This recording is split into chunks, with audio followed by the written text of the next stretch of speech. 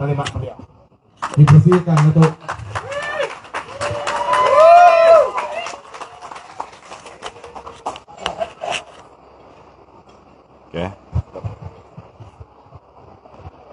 Assalamualaikum warahmatullahi wabarakatuh.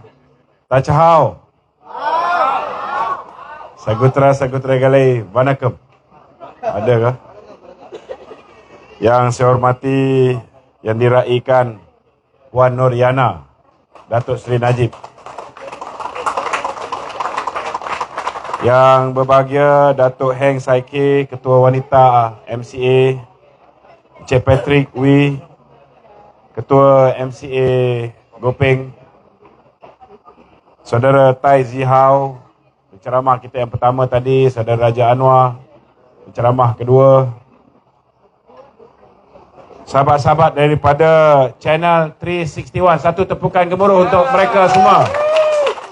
Michelle Fu, Sam Ang dan rakan-rakan yang lain, saya tak dapat sebut semua sekali. Dan tidak ketinggalan rakan-rakan saya daripada Laskar Cyber Malaysia juga hadir. Dan semua rakan-rakan yang hadir untuk menjayakan program kita pada malam ni. Apa khabar semua? Kita malam ni, saudara, inilah keadaan kita.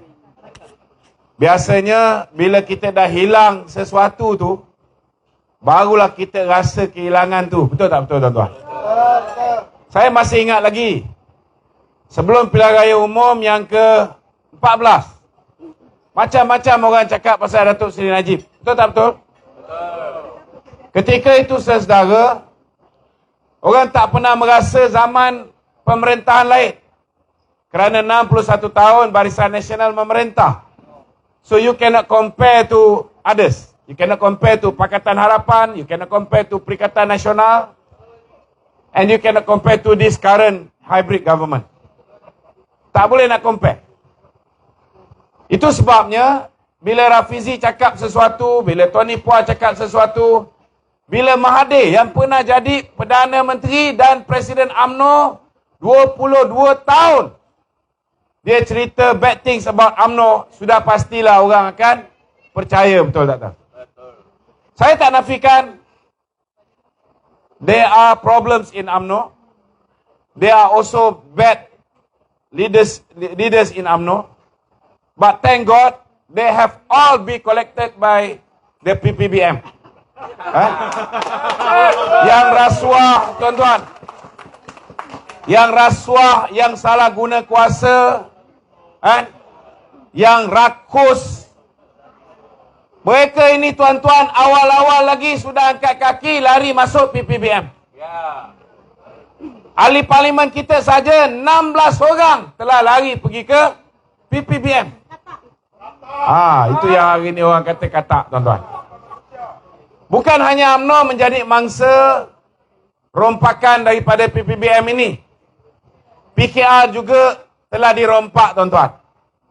9 orang mula-mula dibawa lari oleh Azmin Ali. Kemudian ada 4 lagi. 4 tu ada yang seorang daripada DAP, seorang lagi Xavier Jayakumar yang bertukar menjadi ahli parlimen bebas tetapi menyokong Presiden PPBM iaitu Tan Sri Muhyiddin Yassin. Tuan-tuan, saya yakin orang yang tidak mengundi BN pada pilihan raya umum yang ke-18 kerana mereka mahu sesuatu yang lebih baik. Betul tak betul? Some of them, they want good governance. Some of them, they want clean government without any corruption. Macam-macam yang mereka mahukan. Saudara, mereka tidak pernah menyangka bila mereka memberi peluang kepada Pakatan Harapan untuk memerintah. Hidup mereka yang selama hari ini 61 tahun, hidup aman damai, masyarakat berbilang kaum. Betul tak betul? Tiba-tiba kita menjadi bermusuhan antara satu sama lain. Diorang tak sangka benda ni akan berlaku. Mereka mengharapkan kerajaan lebih bersih. Tetapi rupa-rupanya, tuan-tuan, nak buat apa saja, kena bayar komisen, kena bayar tu, malah nak jumpa menteri pun kena bayar in advance pun ada, tuan-tuan. Betul tak betul? Ini berlaku juga zaman Pakatan Harapan. Yang ada di antara zaman BN pun tak pernah berlaku. Kita lihat dulu tuan-tuan. Zaman Datuk Seri Najib Tun Razak. Belum lagi berlaku krisis harga minyak jatuh. Datuk Seri Najib ni tuan-tuan, dia seorang pemimpin yang berpandangan jauh. Bila dia ambil alih negara ini pada tahun 2009, pada ketika itu kebergantungan kita kepada sumber petroleum tuan-tuan ialah 42% pendapatan negara datangnya daripada sumber petroleum. Bagi orang lain, oh this is good because kita ada sumber asli yang banyak. Tetapi bagi Datuk Seri Najib, this is a time bomb. Time bomb kenapa? Kerana satu hari kalau kita ada shortage of minyak, petrol, ataupun katalah harga minyak dunia jatuh, ekonomi kita semua akan jatuh tuan-tuan. Itu sebab dia diversify our source of income. Apa dia buat? Dia buat GST. Apa lagi dia buat? Dia tukar subsidi yang pukal. Subsidi pukal ni, saudara, blanket subsidi. Maknanya contoh macam petrol. Petrol, contohnya tahun 2014 bulan Jun, setiap liter petrol kita subsidi 68 sen. Tapi kalau subsidi 68 sen tuan-tuan, B40 mereka naik motor. Kalau pun ada kereta, mereka bawa kereta kancil. Kalau bawa kereta kancil tuan-tuan, isi minyak. Kalau dia isi minyak penuh pun, dia goncang itu kereta, maksimum boleh isi mungkin RM50, RM51. Berapa subsidi yang B40 dapat? It's around RM17.40. RM17.40. Kelas menengah M40, mereka naik Toyota Camry 2.0 atau Perdana V6. Tangki mereka ketika itu boleh isi RM150. Berapa subsidi dia dapat? Subsidi dia dapat RM54 tuan-tuan. 3 kali ganda lebih banyak daripada B40. Adil ke tak adil? Tak adil. Jadi apa jadi bila the top 20 datang bawa Jaguar, bawa Daimler, bawa Rolls Royce? Rolls Royce tak boleh. Rolls Royce dia kena pakai RON 95, RON 96, 97. Dia kereta 2011 ke atas, dia boleh. Tapi kalau kereta-kereta yang moden ni, dia tak boleh pakai RON 97. Jadi, lagi besar kereta tu tuan-tuan, lagi banyak subsidi yang akan dinikmati oleh golongan yang tak sepatutnya dinikmati subsidi ni. Itu sebabnya, saudara, Datuk Seri Najib merasakan kita perlu tarik blanket subsidi yang semua orang dapat. Semua orang dapat tapi tak adil. Orang yang patut dibantu, orang yang patut ditolong ialah golongan the B40 yang paling miskin. Ini patut dapat lebih. Tetapi daripada kajian kami di Kementerian Kewangan, I used to be the Director of Communication of MOF. Kajian kita menunjukkan tuan-tuan, 30% subsidi petrol pergi kepada the B40. The rest 70% pergi kepada the top 20 and the M40. Jadi mana datang adil ni? Jadi itu sebab kita tarik subsidi pukal ini, kita bagi dalam bentuk subsidi bersasar. Subsidi to the the right target group. Contohnya kita bagi BRIM. We started 2012, bagi mula-mula kita bagi RM500, kemudian naik RM600.5, kemudian RM900.5, kemudian RM1,200. Kalau kita menang pilihan raya umum 2018 naik kepada RM2,000. Begitu juga dengan bantuan awal persekolahan. Thank God this budget 2023 semua orang akan dapat balik. Semua orang akan dapat balik RM150 untuk setiap anak. Tak kira lah B40 ke M40 ke top 20. Saudara, ini apa yang Datuk Seri Najib buat. Saudara, dia ambil subsidi yang pukal, dia berikan dalam bentuk subsidi bersasar. Sama jugalah dengan minyak masak, sama jugalah dengan benda-benda lain. Kemudian kita laksanakan GST. GST tuan-tuan, kalau dibandingkan GST yang dikutip Tahun 2017, lebih kurang 44 bilion, saudara. Tahun sebelumnya 2016 kita kutip lebih kurang 41 bilion. Tuan-tuan, setiap tahun perbezaan kutipan ni lebih kurang 3.9 bilion. Maknanya, kalau dibandingkan dengan kutipan SST 2014, tahun terakhir kita laksanakan SST, kita hanya kutip 18 bilion. Maknanya, bila Pakatan Harapan memerintah, dia hapuskan GST, tuan-tuan, negara kehilangan 30 bilion satu tahun. Dan amat mendukacitakan, bila mereka memerintah daripada 60 janji yang mereka berikan, out of that 60 promises, tuan-tuan, satu saja dia buat, iaitu hapuskan GST, dan ini menjahanamkan negara, tuan-tuan. We got stable income. Itu sebab bila Tun Dr. Mahathir pergi ke Jepun, dia mau pinjam duit dengan Jepun. Jepun tanya dia balik, you ada any fixed income? Dia mau jawab pun tak boleh, tuan-tuan. Sebab Jepun sudah lama laksana GST. Jepun pun tanya dia, kenapa you abolish GST? Last kali dia tak boleh pinjam, itu yang lepas tu dia terbitkan Samurai Bond. Kemudian dia terbitkan pula Panda Bond, macam-macam bond. Nasib baik, itu James Bond je dia tak terbitkan. Saudara, itu sebab zaman Datuk Seri Najib, tuan-tuan, bila kita dah anticipate harga minyak satu hari nanti akan jatuh dan negara akan kehilangan pendapatan, kita laksanakan GST 2015. Tiba-tiba, tuan-tuan, penghujung 2014 September, betul-betul harga minyak dunia jatuh. Sebab apa harga minyak dunia jatuh 2014 September? Sebab Amerika telah menghasilkan shale oil.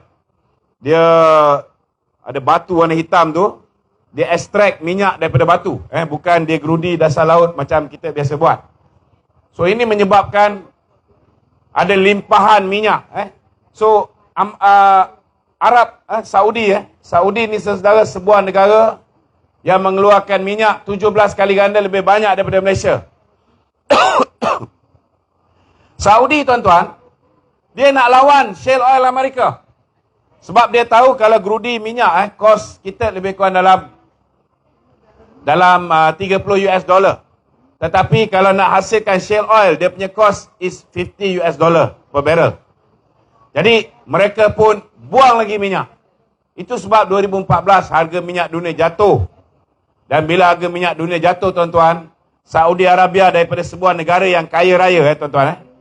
Semua orang tahu kita dapat duit 2.6 bilion daripada Saudi. Actually, it is nothing for them.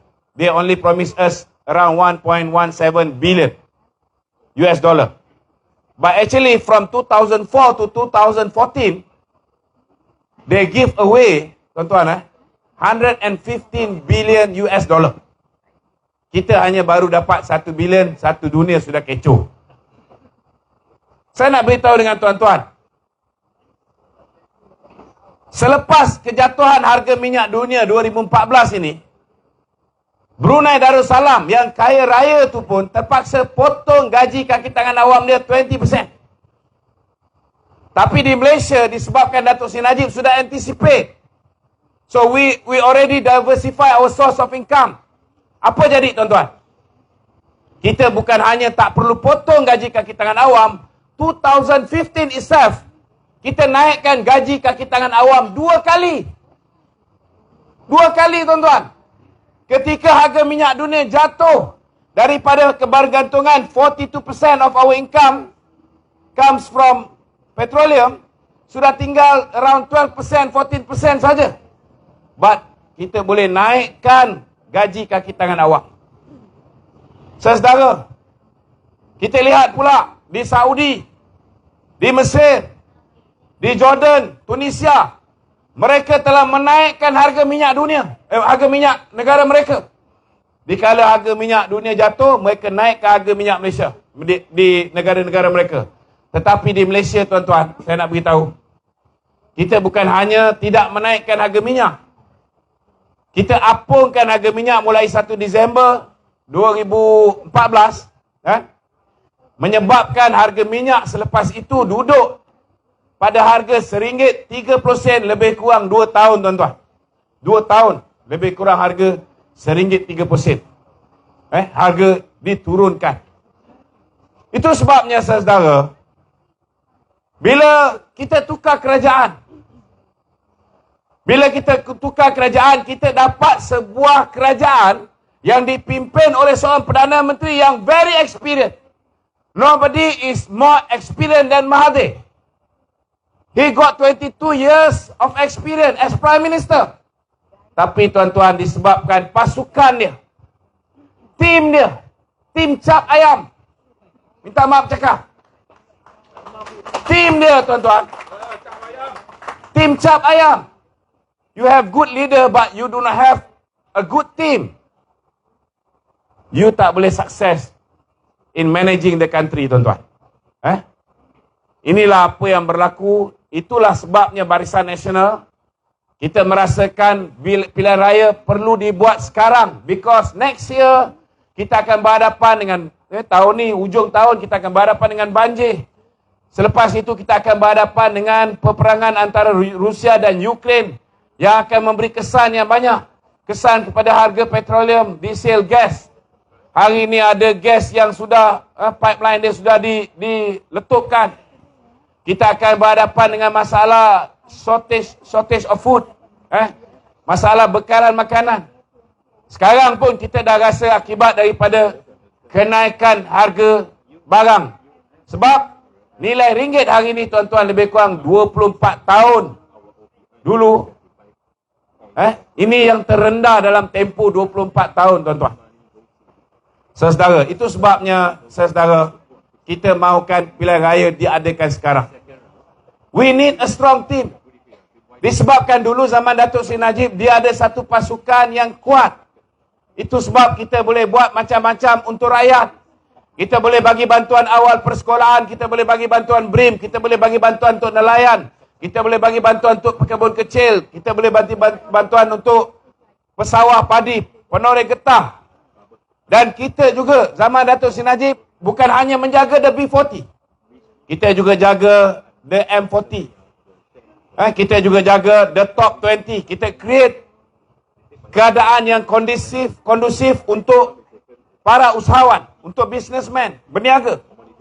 Hari ini, tuan-tuan, saudara, bila Pakatan Harapan mengambil alih, ramai kawan-kawan businessman yang jumpa saya, dia beritahu, kita vote for Pakatan Harapan. We are hoping that we have a better, cleaner government so that we will be more prosperous.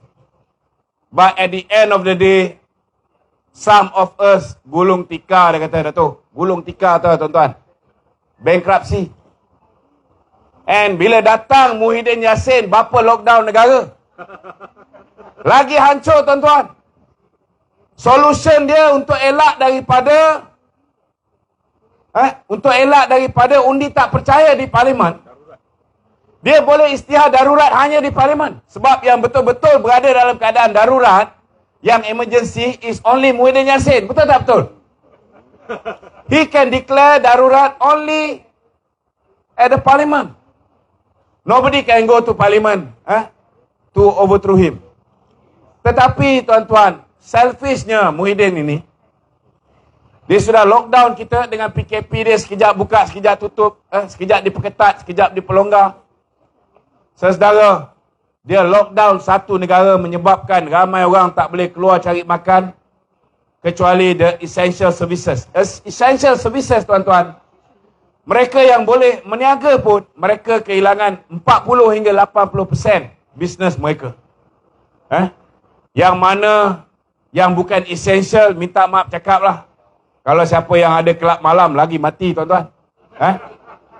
Sebab sepanjang tempoh 18 bulan tu tutup. Tapi saya nak tanya, tuan-tuan, bila dia orang buka kelab malam, itu renovation semua kena bayar berapa juta, betul tak? Kemudian tiap-tiap bulan tetap kena bayar hutang, betul tak betul? Betul. Siapa nak bayar? Muhyiddin boleh bayar. Muhyiddin will never pay for it. Saudara, orang yang bawa Grab, orang yang bawa Lala Move, Orang yang meniaga, yang perlukan ekonomi dibuka macam biasa, tuan-tuan, semua terkesan. Ada yang terpaksa pinjam dengan Along untuk survive. Nasib baik ada Along baik, ada Along yang tak berapa nak baik tu pergi kejar lah. Kan? Kita kena faham lah, Along pun dia pergi cari makan juga. Saya nak beritahu tuan-tuan, ada yang boleh tahan, ada yang tak boleh tahan kena pressure. Dia takut family dia akan diapa-apakan bila tak boleh bayar hutang. Maka akhirnya mereka mengambil jalan singkat, tuan-tuan. Ada yang bunuh diri. Saya nak beritahu, peratusan rakyat yang bunuh diri zaman Muhyiddin paling tinggi, tuan-tuan, dalam sejarah negara ni. Saudara. Tetapi ini manusia, tuan-tuan, tak ada rasa malu. Dan dia boleh kata, kalau Perdana Menteri tak boleh menguruskan ekonomi, gagal menguruskan negara, lebih baik bubarkan parlimen. Dia tak tahu bahawa bila dia nak serahkan jawatan kepada Perdana Menteri sekarang, dia letak syarat kena kekalkan kabinet minister yang gagal itu. Macam mana Perdana Menteri sekarang ini mau bertindak lebih baik? Itu pun, tuan-tuan, nasib baik dia datang daripada UMNO, ada cerdik sikit. Maka banyak jugalah benda yang dia dapat buat dalam tempoh yang singkat. Dan dalam keadaan kabinet itu is a hybrid kabinet. Kabinet yang dalam tu ada Bersatu, ada PAS, ada GPS, ada UMNO. Kita tak boleh memerintah mengikut acuan kita sendiri. Tak boleh. Itu sebab kita kena ada fresh election, bagi balik mandate kepada rakyat, biar rakyat tentukan. Kerana saya yakin, tuan-tuan, rakyat tahu what BN can do for this country, and we can manage this country much more better than Pakatan Harapan and Perikatan Nasional. Am I right? Yeah. Saudara, kita bukan mau main pondok-pondok tau. Ini soal masa depan anak-anak kita. Ini soal masa depan negara. This time around, bila datang pilihan raya, you tak boleh cuba try test lagi. Sudah test satu kali, you pilih satu orang, silap. Kalau kita pilih tahun 2018, kita pangkah Pakatan Harapan satu kali, kita dapat 3 Perdana Menteri. You buy one, you get 3. Untung, mau cakap untung memang betul lah. Kalau you beli satu bini dapat 3 anak, untung. Tahu tak? Tapi kalau satu kali undi, you dapat 3 Perdana Menteri. Satu Perdana Menteri, kita test, tak boleh, sekerat jalan kita tukar. Satu lagi Perdana Menteri, kita test, sekerat jalan, dia sudah tahu dia tak boleh, dia lockdown satu negara, you mau tukar pun tak boleh. Sekarang dapat satu Perdana Menteri lagi. That's why, tuan-tuan, kalau kali ni, kita cuba try test lagi sekali, saya takut, tuan-tuan, kita undi satu kali, kita dapat 5 Perdana Menteri. Setiap tahun tukar. So, there won't be any stable government. Bila tidak ada stable government, tuan-tuan, you tanya dengan investor luar. Siapa mau berani letak duit dalam negara kita? Betul tak? Most of you guys are businessmen. Ni saya sangka lah. Most of the Chinese people, they are businessmen. Kalau you mau masuk satu syarikat, mau beli saham satu syarikat, you nak beli sebuah syarikat yang sekejap-sekejap tukar CEO, sekejap-sekejap tukar CEO. Sekejap-sekejap dia tukar dia punya bisnes, dia tak tahu. Sekejap dia mau jual tikar, sekejap dia mau jual aiskrim, sekejap lagi dia punya CEO tukar lagi, dia mau buat bisnes lain. At the end of the day, you masuk duit, melabur, you punya duit pun hancur hilang. You nak pilih syarikat macam ni yang tak stable ke? Atau you nak pilih satu syarikat, contohnya, contohnya lah, syarikat yang tentu-tentu buat duitnya lah, buat sarung tangan lah, contohnya, time COVID, time COVID, buat sarung tangan, you invest ini tentu ada duitnya. Tentu boleh buat duit, betul tak? Tapi COVID sudah habis pun, dia punya time pun habis. Betul tak? So, you kena fikir masa-masa. For the future of our nation, tuan-tuan, kita kena bagi kerajaan yang betul-betul boleh jaga negara ni. Nombor satu, boleh pastikan rakyat berbilang kaum, orang Melayu, orang India, orang Cina, Kadazan, Dusun, Lumbawang, Dayak, Iban, semua kaum dalam negara ni boleh duduk aman damai. 61 years BN, tuan-tuan. BN terbukti boleh jaga semua kaum. Betul tak betul? Betul. 61 tahun. Kita ada very clear track record. In terms of economy, zaman pemerintahan Datuk Seri Najib 9 tahun, saya nak beritahu. Nombor satu, kita punya mata wang jatuh 2014 akibat kejatuhan nilai ringgit. Datuk Seri Najib ada buat kerja bodoh macam Mahathir. Pergi tambat mata wang kita, peg the ringgit, 1 US dollar equals to 3 ringgit and 80 cents. Ada? Tak ada. He never do that. Tuan-tuan, apa dia buat? Dia pergi China. Saudara. Bila dia pergi China, tuan-tuan, dia berjaya convince Presiden Xi untuk melabur di Malaysia. Dan masa dia balik, dia pergi pada penghujung 2016. Dia balik, dia bawa lebih kurang 154 bilion ringgit, tuan-tuan. Bila ini wang daripada China masuk, dia boleh beli barang pakai yuan tak? Tak boleh. Dia kena convert to ringgit Malaysia. So demand for ringgit will increase.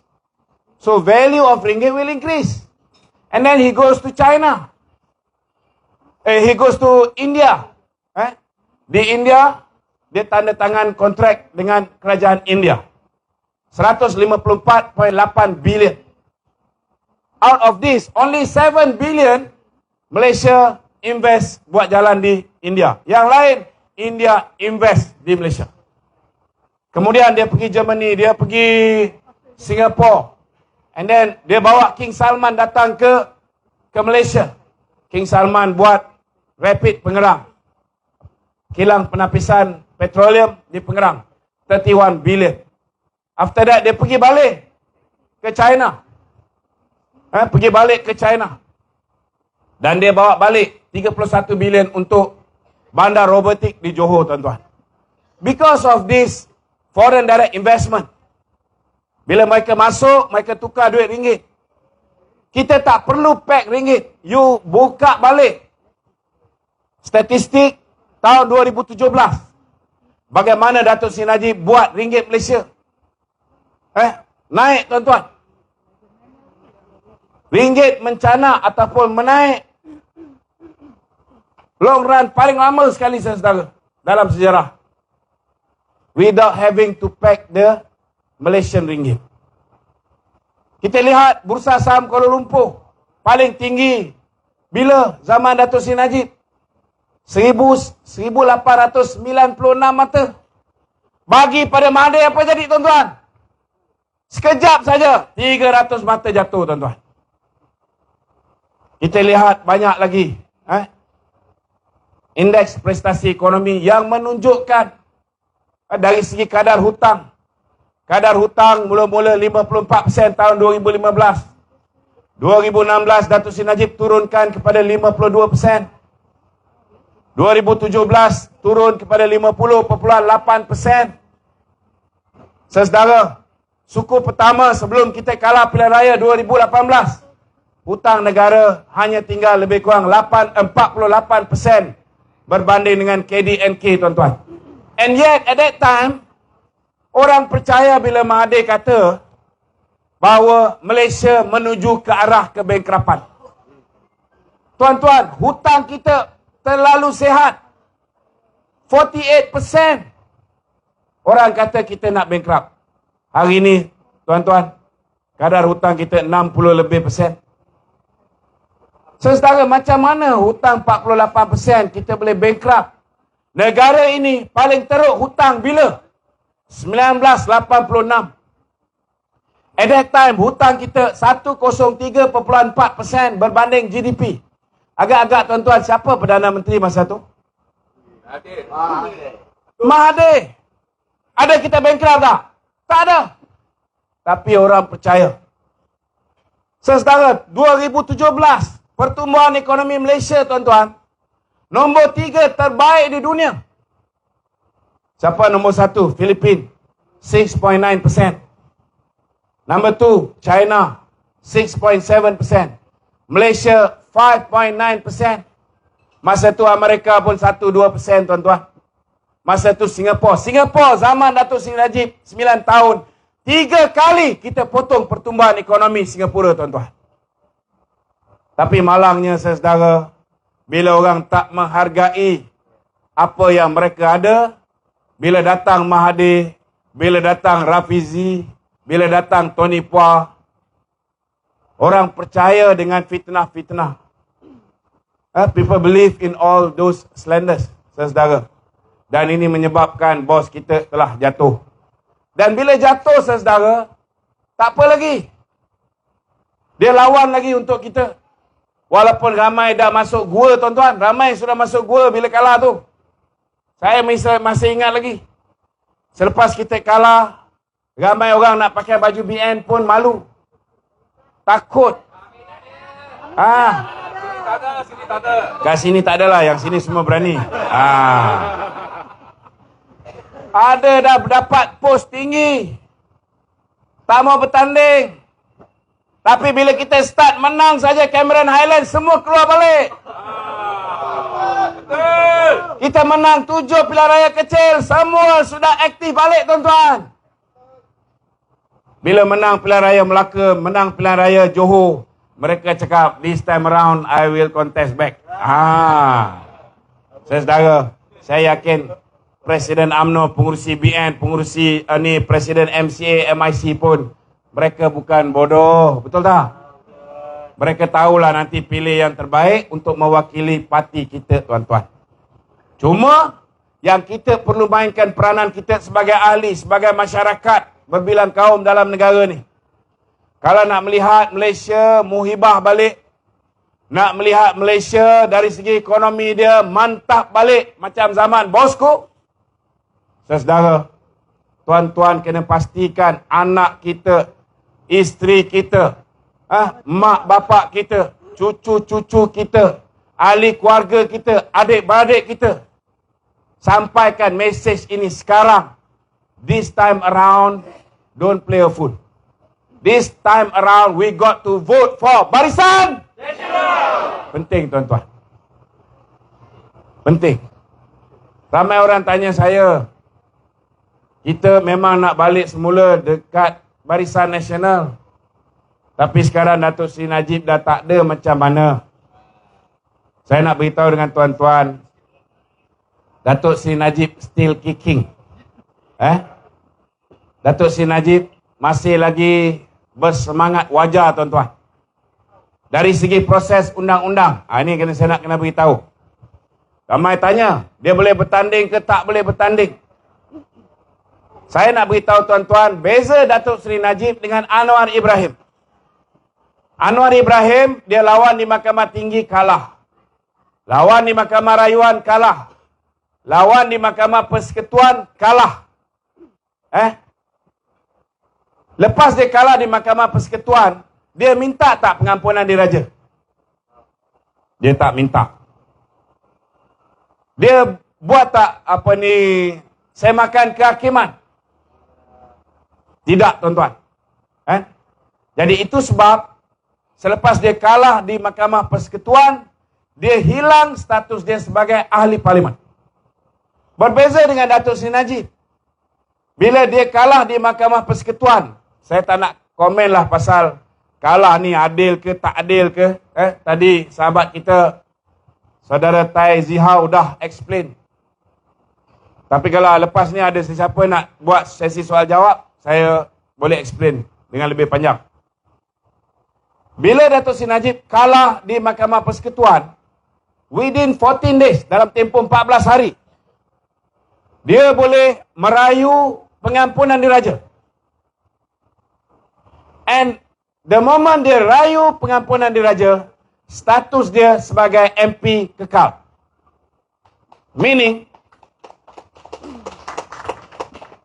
Meaning he can still contest for the upcoming election.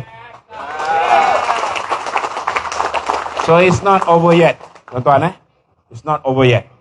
Number 2, bukan hanya dia telah submit royal pardon, dia juga sudah pun membuat semakan kehakiman ke atas keputusan yang dibuat oleh 5 orang hakim yang diketuai oleh Ketua Hakim Negara. Maknanya, selagi kes itu belum diputuskan oleh hakim yang melakukan judicial review ataupun semakan kehakiman, selagi yang di-Pertuan Agong belum putuskan permohonan royal pardon dia ditolak, selagi itu dia masih lagi ahli parlimen. Tetapi esok lusa bubar, dia hilang ahli parlimen. Dia hilang ahli parlimen, tetapi kelayakan dia untuk menjadi ahli parlimen masih kekal. Ini kena jelas. Kalau tak percaya, tanya dengan bekas Ketua Hakim Negara. Jangan tanya Ketua Hakim Negara sekarang. Itu Mahathir lantik memang confirm, dia kata tak boleh.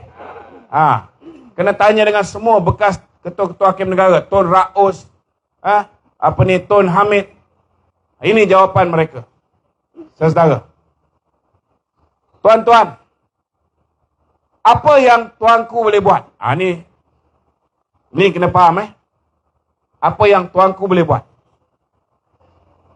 Semakan kehakiman, sudah pastilah hakim Mahkamah Persekutuan 5 orang akan buat semakan. Saya tak nak komen yang ni lah, tuan-tuan. Saya tak nak komen. Tapi semakan yang akan dibuat oleh jawatan kuasa pengampunan. Jawatan kuasa pengampunan. Walaupun dalam tu ada Syahidan Kasim, kawan baik kita. Tetapi last kali, tuan-tuan, last kali, Agong yang akan menentukannya. Betul tak? Tuan-tuan rasa Agong tak tahu ke ketidakadilan yang berlaku sepanjang perjalanan kes? Dia sudah pun diberikan talimat. So kita jangan bimbang, tuan-tuan. Selagi kita ada ke bawah duli tuanku yang bersikap adil, insya-Allah, tuan-tuan, Datuk Seri Najib akan diberikan keadilan. Cuma macam mana bentuk keadilan yang Datuk Seri Najib akan dapat? Dia ada beberapa perkara yang ke bawah duli tuanku boleh buat. Nombor 1, dia boleh bagi full pardon. Full pardon, Datuk Seri Najib akan keluar without any record. Tak ada rekod jenayah. Kalau gaji kena tahan, semua gaji dibayar balik. Macam Anwar Ibrahim, dia dapat full pardon. Dia mohon pardon selepas tukar kerajaan. So dia dapat semua sekali gaji-gaji daripada mula dia masuk penjara sampailah hari dia dibebaskan. Dia orang bayar balik gaji dia. Ini full pardon. Yang kedua, yang di-Pertuan Agong boleh bagi pengurangan hukuman. Hari ini Datuk Najib kena 72 tahun penjara. Tetapi pasal jalan serentak, maka dia kena 12 tahun saja. So 12 tahun boleh jadi 6 tahun. Atau boleh jadi 1 tahun atas budi bicara ke bawah duli tuanku. Ataupun dia boleh buang hukuman penjara, dia boleh denda saja 210 juta. Okey. Ini tuanku boleh buat. Mengurangkan hukuman. Nombor 3 yang tuanku boleh buat, tuan-tuan, dia boleh tangguhkan hukuman. Hari ini, saudara, yang saya nampak paling cepat sekali Datuk Seri Najib boleh keluar, ialah sekiranya manusia bernama Nazlan, yang sudah pun diputuskan oleh pihak SPRM, perlu didakwa di bawah Kanun Acara Jenayah Seksyen 220. Dia patut istiharkan dia punya conflict of interest, tapi dia tidak istiharkan. Saya nak beritahu tuan-tuan, bila dia disoal balas, disoal siasat oleh pihak SPRM, kamu terlibat ke tak terlibat dengan penubuhan SRC ni? Dia kata tak terlibat. 4 kali tanya soalan yang sama. 4 kali tuan-tuan. Last kali pihak SPRM kata, okey tak apa, you kata you tak terlibat. Dia keluarkan minit mesyuarat, dia keluarkan surat-surat, kasih Nazlan tengok.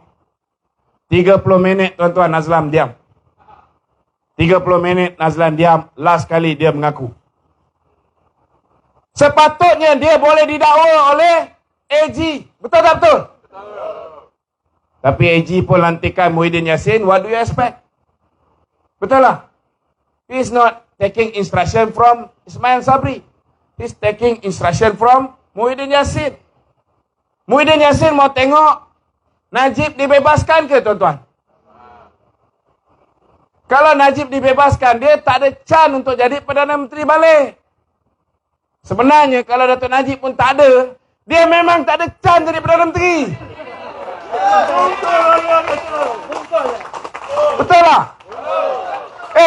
Tuan-tuan, siapa gila mau kita cantik ni bapak lockdown negara?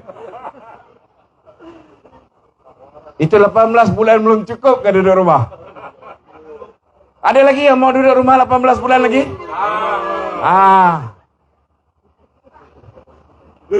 Saya nak beritahu tuan-tuan, banyak benda yang tak betul dalam negara ni.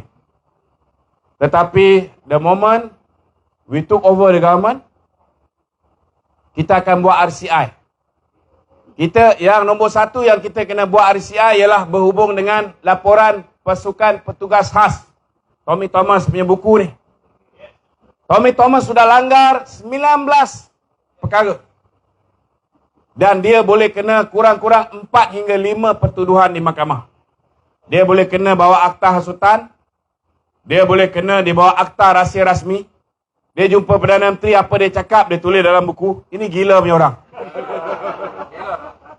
I just couldn't imagine the former AG is writing this kind of nonsense. Kalau dia lantik seorang junior lawyers, tak payahlah lantik Apek Cina. Dia pakar undang-undang. Kalau dia lantik Apek tepi jalan pun, Apek tepi jalan cakap, lu gila kan kasih keluar di dalam buku? Semuanya akta rahsia rasmi tuan-tuan. Dia apa dia cakap dengan Yang di-Pertuan Agong, dia tulis dalam buku. Apa dia cakap dengan jawatan kuasa Royal Pardon, dia tulis dalam buku. Itu semua tuan-tuan. Dia sudah angkat sumpah, tak boleh cerita orang. Tapi ini orang betul-betul gila lah tuan-tuan. Memang betul-betul gila. Itu sebabnya saudara, kita minta supaya orang bernama Nazlan, orang bernama Zeti, Taufik Aiman, husband dia, anak dia Aziz Taufik, orang ni semua mesti dihadapkan ke muka pengadilan. Saudara, saya nak beritahu I'm very upset. Biasa kalau kita mau tangkap perompak besar, kita cari dia punya geng, kita minta tolong sama dia punya geng untuk tangkap itu bapa perompak. Betul tak? Contohlah kalau Mahathir bapa perompak, kan?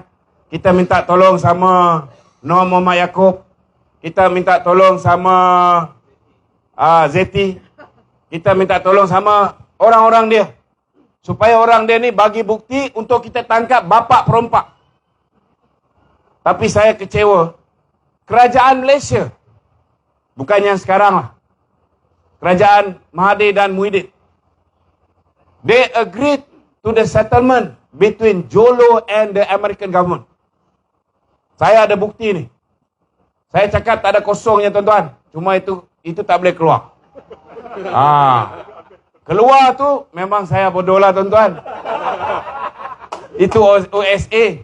Betul lah. Tapi kalau saya di-charge di mahkamah, saya boleh bawa itu dokumen keluar.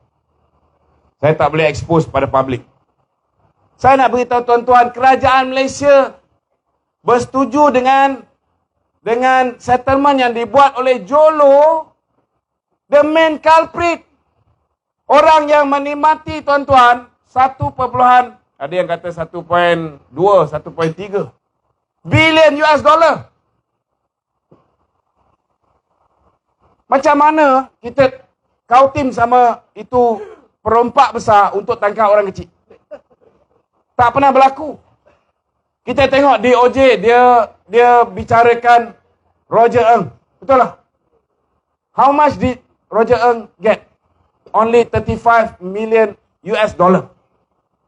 Tetapi mereka angkat satu saksi yang dapat 70 million US dollar. Itu saksi Tim Lesnar dapat 70 million US dollar. Dia jadi witness untuk kenakan orang yang dapat lebih kecil. Kalau you fikirlah, macam mana you boleh pakai jerung untuk tangkap ikan bilis? This is reality. Dalam kes Datuk Seri Najib ni, saya ambil contoh. Number one, saya nak beritahu Datuk Seri Najib sudah bersumpah dengan kalimah wallahi wabillahi watallahi. Dia tak pernah tahu pun bahawa Nik Faisal memasukkan duit di dalam akaun dia.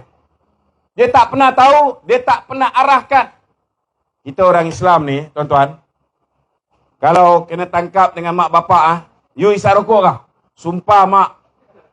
Kita berani, sumpah macam tu, sumpah mak, saya tak isap rokok. Ini semua orang berani. Tapi dalam Islam, we believe. Chinese saya tak tahulah macam mana dia dengan tokong dia sumpah macam mana. Kan? Tapi Islam, kalau you mention these 3 words, wallahi wabillahi watallahi, you must tell the truth. If you do not tell the truth, Tuhan akan jatuhkan bala pada you. Dia tak tunggu you mati baru dia bagi. Masa you hidup lagi, itu time dia bagi.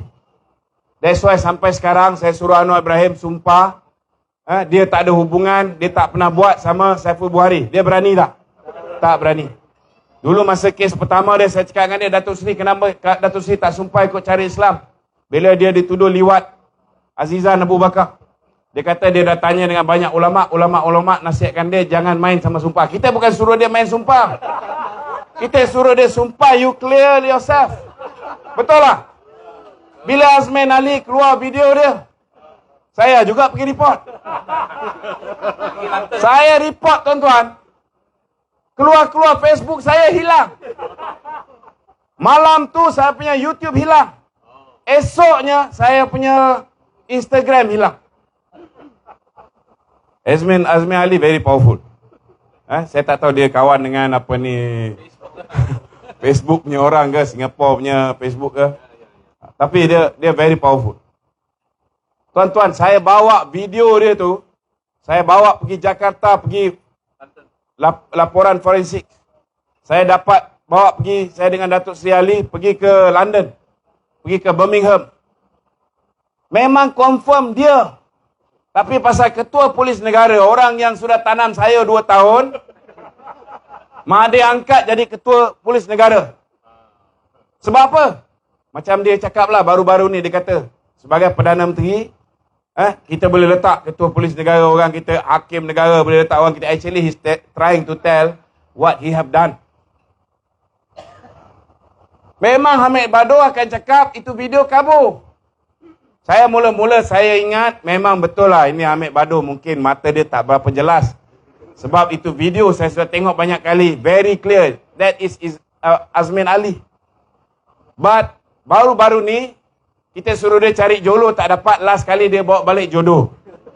Saya tengok jodoh dia boleh tahan cantik, maknanya mata dia okey lagi. Betul tak, tuan-tuan? So, saudara, saya nak beritahu tuan-tuan lah, banyak kepincangan yang berlaku. Banyak kepincangan yang berlaku. Ini semua, lepas pilihan raya, kita boleh siasat balik. So, jangan mereka ingat, mereka selamat. Hari ini, pasukan petugas khas menasihati supaya Tommy Thomas didakwa. Tidak bermakna hari ini, orang yang melindungi Nazlan, orang yang melindungi Zeti, orang yang melindungi Nur Muhammad Yaakob, kan? Iaitu AG hari ni, yang tak mau dakwa mereka ni, tidak bererti mereka ini tidak boleh didakwa. Betul, mereka ada perkara 145 Perlembagaan Persekutuan yang memberi perlindungan kepada peguam negara. Dia boleh dakwa orang sesuka hati, dia boleh gugurkan pendakwaan orang sesuka hati, dan dia boleh juga dakwa Raja-Raja Melayu ataupun Yang di-Pertuan Agong. Tetapi mesti ada kesilapan yang dia buat sepanjang tempoh dia menjadi peguam negara. Kan? Jangan ingat dia boleh lepas semua. Itu sebab dia ada masa. Dia ada peluang untuk buat benda yang betul. Sekarang pun dah nampak pilihan raya dah dekat, betul lah? You still got time to do the right thing. You got to do the right thing. Dia bulan 3 tahun depan habis. At least sebelum dia akhir dia punya kerjaya sebagai peguam negara, buatlah beberapa perkara yang baik untuk negara. Berikan keadilan kepada semua. We are not expecting special privilege on Datuk Seri Najib himself. Kita nak dia berlaku adil kepada semua. Sekarang ni, tuduhan bahawa Datuk Seri Najib dirasuah 42 juta. 3 tahun setengah selepas dia meluluskan duit pinjaman daripada Kuop kepada SRC International. Hari ini terbukti tuduhan itu pun sudah salah. Kerana bukti terbaru yang dimiliki oleh peguam kita dah disubmit di Mahkamah Persekutuan tapi ditolak. Jelas membuktikan bahawa duit yang masuk ke dalam akaun Datuk Seri Najib adalah daripada Putra Perdana Development. Dan duit ini dipinjam daripada Maybank. 140 juta. Dan pegawai Maybank sudah memberi keterangan di mahkamah mengatakan bahawa Nazlan tahu bahawa duit ini duit Putra Perdana. So macam mana tuan-tuan? Pertuduhan itu pun sudah terbalik. Dia kata Datuk Seri Najib terima duit daripada SRC International. Tetapi sebenarnya duit itu duit Putra Perdana, masuk dalam akaun Datuk Seri Najib 42 juta. Kemudian daripada akaun Datuk Seri Najib 2 kali dipindahkan 27 juta, 5 juta ke dalam SRC International. Terbalik. Sepatutnya kalau dah tuduhan pun terbalik tuan-tuan, kes ni dah boleh buang tong sampah. Apatah lagi orang yang diarahkan oleh Datuk Seri Najib untuk membuat cabinet paper Nur Muhammad Yaakob untuk cek sama ada SRC ini patut diberikan pinjaman 4 bilion ini ataupun tidak. This guy tuan-tuan, orang kanan Mahathir, he received 85 million from Jolo. Macam mana dia nak buat satu cabinet paper yang adil? Sudah pastilah dia akan suruh SRC memberikan pinjaman kepada Kuop memberikan pinjaman kepada SRC. Kemudian orang yang Datuk Seri Najib berikan surat, hari ini sudah keluar di mahkamah, surat daripada Putera Saud, surat daripada Kementerian Kewangan yang membuktikan duit yang masuk ini memang daripada Kerajaan Saudi dan juga kerabat Diraja Saudi. Hari ini tuan-tuan, surat ini Zeti kata dia tak tahu menahu. Tetapi di dalam mahkamah hari ini, pegawai M-Bank mengesahkan bahawa original letter was given to Zeti as Governor Bank Negara. Tuan-tuan, Zeti tahu dan Zeti siasat untuk memastikan duit ini bukan daripada sumber jenayah, ada money laundering ataupun ada unsur-unsur lain, salah laku ataupun rasuah dan sebagainya. Dan selepas Zeti meluluskan kemasukan duit ini, barulah duit ini dibawa masuk ke dalam negara. Rupa-rupanya tuan-tuan, Zeti herself melalui akaun Taufik Aiman dan juga Aziz Taufik receive 715 million ringgit Dan daripada 715 juta, 64 juta yang belum sempat dia belanja atau pindahkan ke tempat lain telah berjaya dibekukan oleh pihak berkuasa Singapura dan SPRM dah sahkan duit ini sudah dibawa balik ke Malaysia. Macam mana orang yang membantu Jolo dapat 715 juta, kita tak dakwa? Orang yang bantu Jolo dapat 85 juta, kita tak dakwa? Nick Faisal yang minta dengan tim Lesnar 5 juta US dollar, kita tak dakwa? Jolo, the main culprit, yang kita suruh bawa balik, Hamid Badul kata, hujung tahun kita akan bawa balik. 2018 hujung tahun dah berlalu, 2019 dah berlalu, 2020 dah berlalu, last kali dia pun berlalu keluar. Sampai sekarang, kita tak dakwa. Last kali Datuk Seri Najib kena jadi scapegoat. Is it fair? Ini yang kita petikaikan, tuan-tuan. Kalau nak dakwa semua sekali. Betul tak betul? Kalau dalam kandang saksi tu ada Datuk Najib, ada Lau Tek Jo, ada Zeti, ada Taufik Aiman, ada siapa lagi? Nur Muhammad Yaakob, sesaudara. Bila bicara, semua akan terbongkar, semua arahan daripada Jolo. Betul tak? Kita takut last kali terbongkar, siapa yang suruh Jolo? Korek punya korek, takut last kali, rupa-rupanya Jolo ni dia kaya sebab bapak je dah dikayakan oleh Tun Dr. Mahathir dengan pemberian projek-projek pembinaan pelabuhan di Sarawak. Semua kroni Mahathir, tuan-tuan. So, sia-sia je Datuk Seri Najib kena frame, tuan-tuan. Itu sebab, saudara, saya yakin, tuan-tuan, kalau benih yang baik ini, benih yang baik, Datuk Najib ni benih yang baik.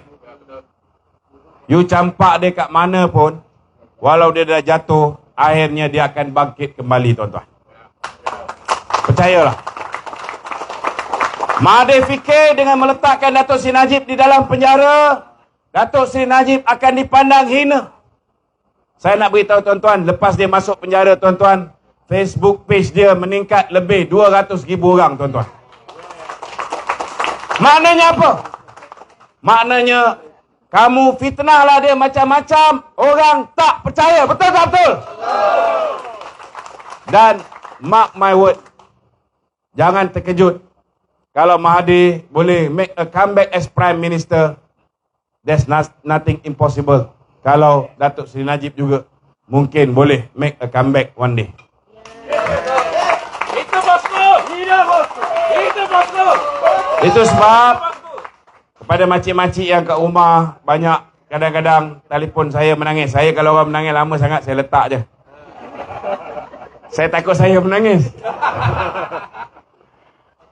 Saudara, masih ada cahaya di hujung terowong. Masih ada cahaya di hujung terowong. Jangan give up. Ini kita kena pinjam kata-kata Rani Kulub. Apa dia kata? Keep it up, don't give up. Okey, kita laungkan 3 kali solidarity Najib Razak. Solidarity!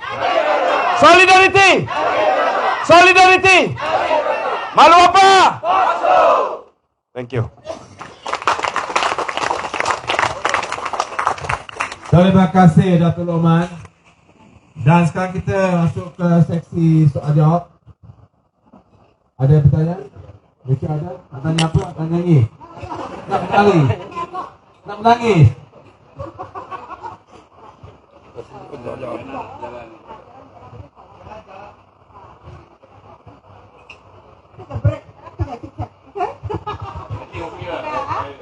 Okey, saya rasa sampai sini sajalah. Jadi Puan Noyana Najib nak salam dengan rakan-rakan yang ada pada malam ini. Jadi berilah satu tepukan dan sampailah apabila Puan Noyana sampai ke meja saudara dan saudari yang saya dikasihi.